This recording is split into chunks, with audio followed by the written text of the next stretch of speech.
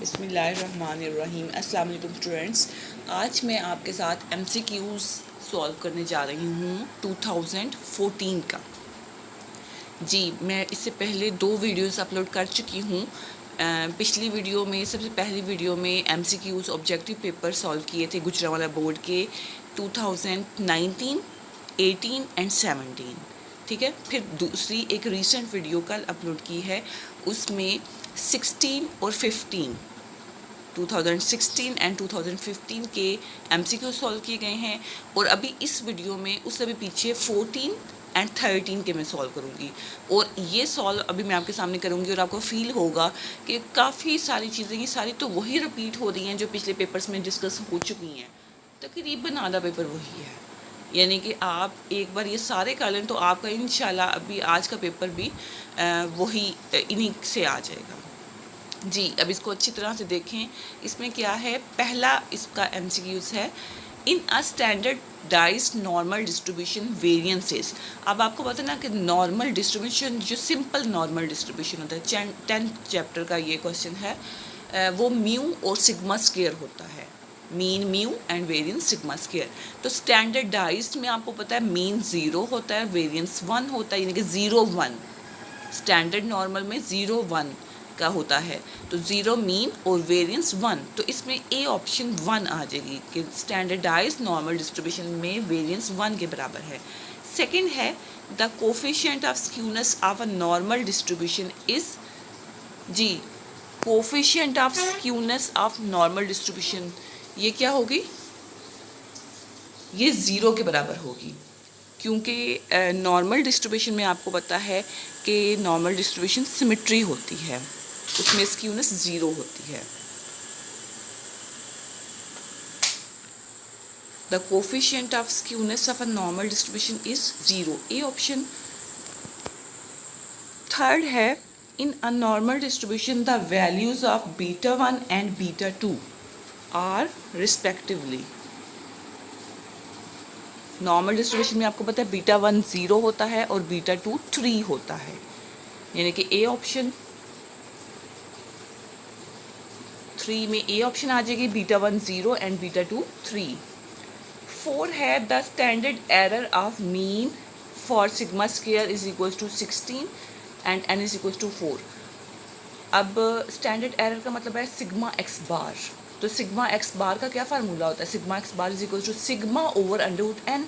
तो यहाँ पे सिग्मा स्क्वायर 16 है, तो सिग्मा की वैल्यू 4 होगी, यानी कि सिग्मा स्क्वायर का अगर अंडर रूट ले लिया जाए तो 4 आंसर आ जाएगा। 4 divide by under root N ले लिया जाए, यहाँ पे 4 है तो 2 रह जाएगा, ये 4 divide by 2 that is equal to 2, B option.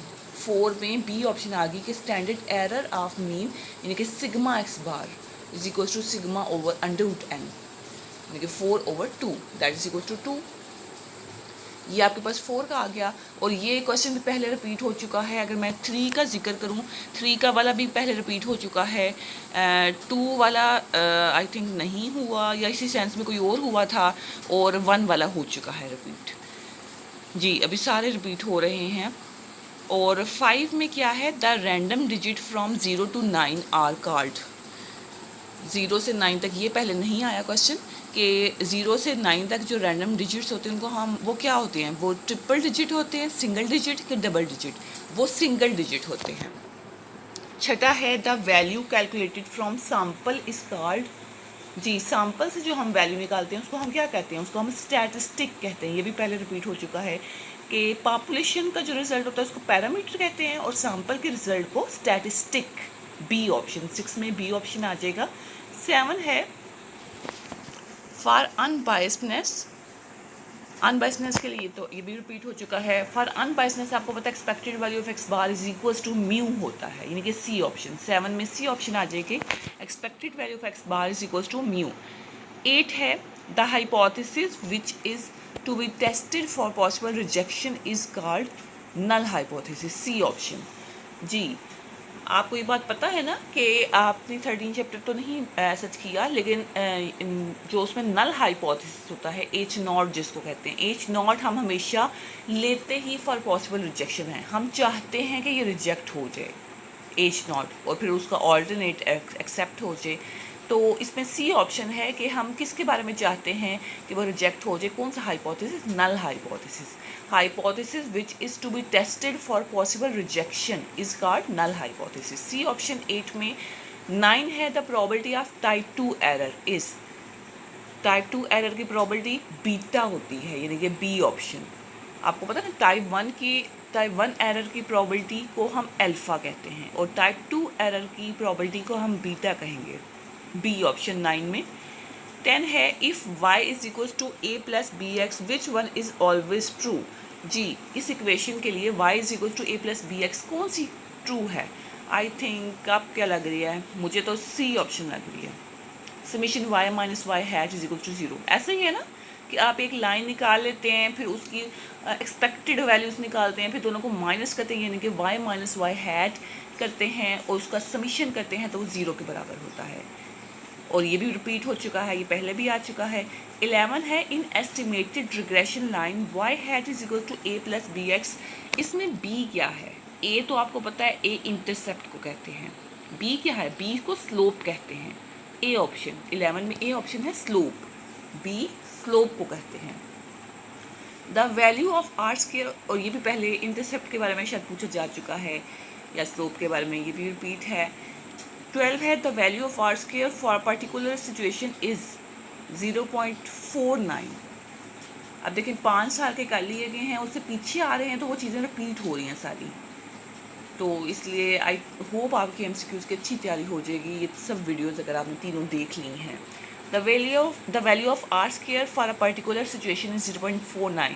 Are square की वैल्यू 0.49 है, तो what is the coefficient of correlation? Coefficient of correlation क्या होगा? आर क्या होगा? आर स्क्वायर अगर 0.49 है तो यकीनन उसका अंडर रूट लेने से आर की वैल्यू 0.7 आ जाएगी, तो बी ऑप्शन 0.7, 0.49 का आप अंडर रूट लें तो आपके पास देखिए आंसर 0.7 ही आता है। 0.7 ही अगर आता है तो बी ऑप्शन है। 13 है a characteristic which varies in quality from one individual to another is called attribute. C option है 13 में। आपको पता ना क्वांटिटी में अगर वेरी कर रहा हो from one individual to another तो उसको हम वेरिएबल कहेंगे, लेकिन ये क्वालिटी में मेजर कर रहा है डिफर, तो इसको हम एट्रीब्यूट कहेंगे। 14 है for a contingency table of order R cross C the number of degrees of freedom is equal to, D option है 14 में, r-1 c-1। जी, r क्रॉस सी है अगर कॉन्टिजेंसी टेबल तो इसका degrees of freedom r-1 c-1 होगा। 15 है method of secular trend are. Secular trend के कितने मेथड हैं? 4 मेथड होते हैं, सी ऑप्शन। जी, अब इसके में कौन कौन से मेथड हैं? आपने जो 16 चैप्टर में सारे क्वेश्चंस किए हैं वो सेकुलर ट्रेंड को ही सॉल्व किया गया है। वैसे तो आपको पता है ना बेसिकली टाइम सीरीज़ के 14 चैप्टर में टाइम सीरीज़ के 4 कंपोनेंट्स होते हैं। पहला सेकुलर ट्रेंड, दूसरा साइक्लिकल फ्लक्चुएशन, तीसरा वो है सीजनल वेरिएशन और चौथा इरेगुलर मूवमेंट। लेकिन आपने इस 16 चैप्टर में आपके सिलेबस में कह लें कि सिर्फ पहला सेकुलर ट्रेंड से रिलेटेड सोल्यूशन है, क्वेश्चंस हैं, बाकी रिमेनिंग तीनों के सोल्यूशन नहीं हैं आपके सिलेबस में। तो पहला जो सेकुलर ट्रेंड है उसके आगे से मज़ीद 4 मेथड्स हैं। पहला मेथड फ्री हैंड कर्व, दूसरा मेथड सेमी एवरेज मेथड, तीसरा मूविंग एवरेज मेथड और चौथा लीस्ट स्क्वायर। तो ये 4 इसमें आ जाएगा। 15 में सी 4 आ जाएगा, सी ऑप्शन। ये शायद रिपीट नहीं हुआ, पहले टाइम सीरीज़ के कंपोनेंट्स पूछा जा गया था, वो भी 4 थे। अभी सेकुलर ट्रेंड के मेथड पूछे गए हैं, ये भी 4 हैं।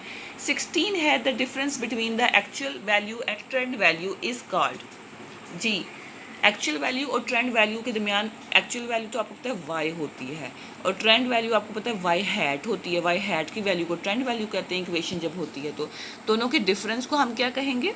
दोनों के डिफरेंस को हम कहेंगे कि वो रेजिडुअल है। 16 में बी ऑप्शन आ जाती है, रेजिडुअल। ठीक है, वाई माइनस वाई हैट को कहते हैं ई के बराबर, residual. 1 byte is equals to 8 bits. ये कंप्यूटर का क्वेश्चन है, आपके स्मार्ट सिलेबस के अकॉर्डिंग तो नहीं है, लेकिन इसमें सी ऑप्शन है 17 में 8 बिट्स। 1 बाइट। जी, ये है आपके पास पेपर 2013 का।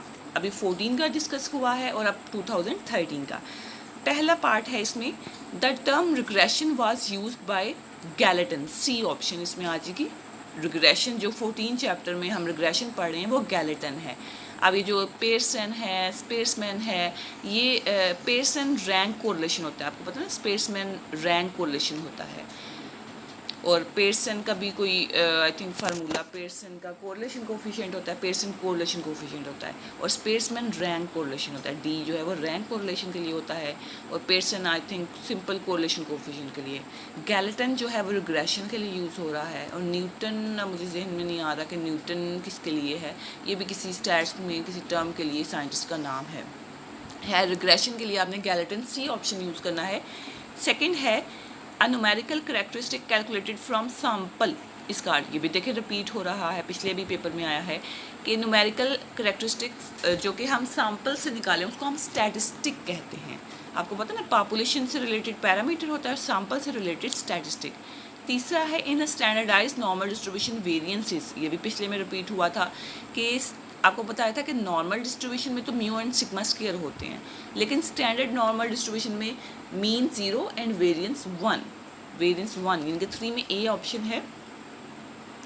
4 में level of significance is denoted by, level of significance आपको पता है अल्फा के बराबर होता है, डी ऑप्शन। 4 में डी ऑप्शन है लेवल ऑफ सिग्निफिकेंस, लेकिन चैप्टर में ये लेवल ऑफ सिग्निफिकेंस हम यूज़ करते हैं, वो अल्फा है। 5वां है coefficient of correlation R always lies between. R की रेंज आपको पता है -1 to +1 होती है, यानी कि डी ऑप्शन। ये बहुत बार पहले रिपीट हो चुका है कि आर, इस लिहाज से ये इंपॉर्टेंट है, आर की रेंज -1 to +1 है, D option. If n is equal to 6 and small n is equal to 3 in simple random sample without replacement। अब स्टूडेंट्स यहाँ पे देखें कि विदाउट रिप्लेसमेंट में फार्मूला मैंने आपको बताया कि परमुटेशन का होता है, कैपिटल N P3। अब कैपिटल N P3 के अकॉर्डिंग तो आपका बनना चाहिए 120, लेकिन यहाँ पे सिर्फ कोई ऑप्शन ही नहीं है 120 की। लेकिन अगर हम कॉम्बिनेशन को देखें ना NC3, तो उसके अकॉर्डिंग 20 आंसर आता है, यानी कि ए ऑप्शन। 6 में ए ऑप्शन हमारे पास है। अब पीछे आपकी बुक में जो एग्जांपल सॉल्व हुई हैं वो परमुटेशन से सॉल्व हुई हैं, लेकिन इस तरह से MCQs में जो है वो हम कॉम्बिनेशन का फार्मूला लगा रहे हैं। तो नो इशू, कॉम्बिनेशन हो या परमुटेशन हो, दोनों ठीक हैं, कह लेंगे मेथड्स ठीक हैं। आपकी बुक में परमुटेशन यूज़ हुआ है, 4th ईयर की बुक में कॉम्बिनेशन यूज़ हुआ है, लेकिन यहाँ पे MCQs में पहले भी मैंने MCQs डिस्कस किया था, उसमें भी कॉम्बिनेशन से ही आंसर आ रहा था, परमुटेशन से आंसर नहीं था आ रहा। तो आपने ऐसी सूरत में कॉम्बिनेशन वाले आंसर को ही लिख देना है, यानी कि NC3 6C3 that is equal to 20, A option है 6 में। 7 है the range of the normal distribution is, normal distribution की क्या रेंज होती है, -∞ to +∞, बी ऑप्शन। 8 है a specific value calculated by using the sample data is called. एक value, हम सिंगल वैल्यू निकाल लें सैम्पल डाटा को यूज़ करते हुए, तो उसको हम क्या कहेंगे एस्टीमेट। जी, एक सिंगल वैल्यू निकल रही है by using sample data, it is called estimate. 9 है in a sampling without replacement a sample unit may be. 9 है in a sampling without replacement a sample unit may be क्या हो सकती है, फिक्स्ड, नॉट रिपीटेड या repeated, not repeated. Without replacement का मकसद ये है कि आपने एक बॉक्स में से बॉल निकाला, उसका कलर नोट किया और वापस उसको बॉक्स में नहीं डालना, बाहर रख लिया, ठीक है, कलर नोट किया और बाहर रख लिया। रिप्लेस कर देंगे तो उसको हम कहेंगे विद रिप्लेसमेंट, उसमें वो दोबारा बॉल सेलेक्ट हो सकता है, रिपीट हो सकता है, लेकिन विदाउट रिप्लेसमेंट वाले मेथड में नॉट रिपीटेड, बी ऑप्शन। 9 में बी ऑप्शन है। 10 है the shape of the normal distribution is, normal distribution की क्या शेप होती है, मेसोगोटिक, डी। ये बात पहले भी डिस्कस हो चुकी है, पहले आ चुका है कि नॉर्मल डिस्ट्रीब्यूशन की शेप क्या होती है, मेसोगोटिक, डी। इसीलिए तो β2 3 के बराबर होता है ना, β1 0, ये वो सिमेट्री है, और β2 3 के बराबर। 11 है an estimated theta is called unbiased if expected value of theta minus theta is equals to 0, C option. कि एक्सपेक्टेड वैल्यू ऑफ थीटा बराबर हो थीटा के, तभी आपको पता है ना अनबायसनेस होती है, तो वो इक्वल्स टू थीटा इधर आके माइनस थीटा बन गया और इज इक्वल्स टू 0 रह गया, यानी कि एक्सपेक्टेड वैल्यू ऑफ थीटा है minus theta is equals to 0, तो वो अनबायस्ड होगा। 12 है if two variables are uncorrelated, अगर दो वेरिएबल्स हैं वो अनकोरिलेटेड है, उनमें कोई रिलेशन नहीं है, then the value of coefficient of correlation is equals to zero, obviously C option, कि उनमें कोई वो अनकोरिलेटेड है, रिलेशन नहीं है, तो वो यकीनन फिर आर की वैल्यू ज़ीरो होगी। 13 है brain of the computer system is called CPU, A option, CPU को कंप्यूटर का दिमाग कहा जाता है। 14 है the graph of time series is called historigram, C option. 15 है a characteristic which varies in quality from one individual to another is called,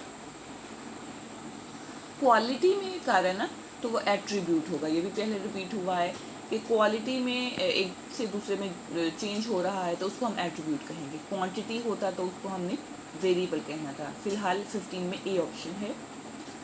16 increase in use of mobile phone in Pakistan is an example of secular trend, जी ये आहिस्ता आहिस्ता increase कर रही है और ये एक ट्रेंड है, सेकुलर ट्रेंड, ए ऑप्शन 16 में ए ऑप्शन है। 17 फॉर टू इंडिपेंडेंट एट्रीब्यूट्स, अगर दो एट्रीब्यूट्स इंडिपेंडेंट हैं यानी कि इनमें कोई रिलेशन नहीं है तो क्यूब यकीनन फिर ज़ीरो होगा, बी ऑप्शन 17 में बी ऑप्शन है। आई होप स्टूडेंट्स आपको इसकी समझ आ गई होगी और कोई इशू नहीं रहा होगा। थैंक यू सो मच, अल्लाह हाफिज़।